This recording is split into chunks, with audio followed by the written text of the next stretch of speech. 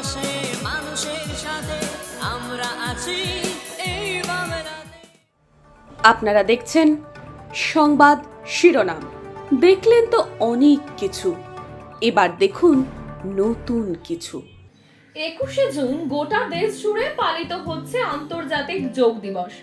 আর এই দিনটিকে বিভিন্ন কর্মসূচির মাধ্যমে যথাযথ সম্মানের সাথে পালন করা হলো নদিয়ার নবদ্বীপে।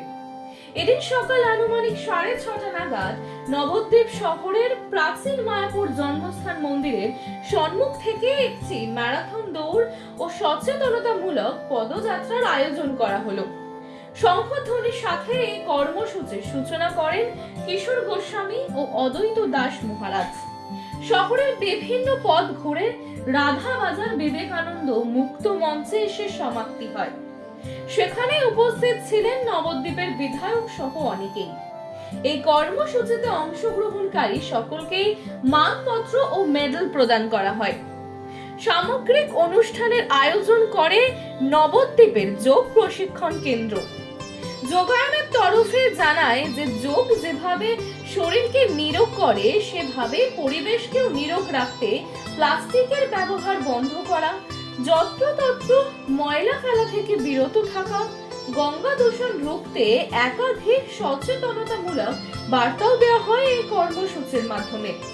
পাশাপাশি তিনি আরো জানান, নবদ্বীপ শহরে বছরভর বিভিন্ন সামাজিক সংগঠন নিরলসভাবে কাজ করে যায়।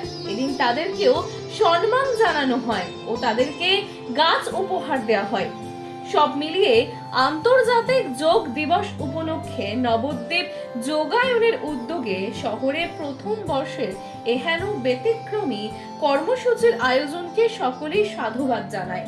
বর্তমান সমাজের যে ভয়ঙ্কর অবস্থা, আগে মানুষ বাঘকে ভয় পেত, সিংহকে ভয় পেত, এখন মানুষ মানুষকে ভয় পায়। তাই চিত্তকে স্থির করার জন্য, মনটাকে শান্ত করার জন্য যোগের অভ্যাস একান্ত প্রয়োজনীয়। সুতরাং সেই ধারাকে কেন্দ্র করে আন্তর্জাতিক যোগ দিবসে যে উদ্যোগ, সেটা আগামী দিনে যুব সমাজকে অন্যতম মাত্রা দেবে, এটা আমরা আশা রাখি। মানুষের পাশে মানুষের সাথে আমরা আছি এই বাংলাতে। আপনারা দেখছেন সংবাদ শিরোনাম। দেখলেন তো অনেক কিছু, এবার দেখুন নতুন কিছু।